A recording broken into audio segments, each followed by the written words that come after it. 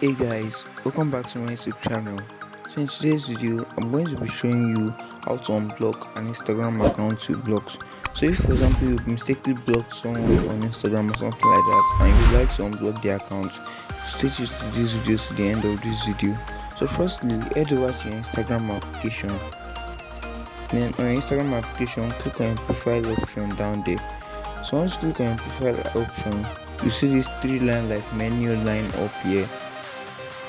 Then once you see, you just have to scroll till you see the blocked option.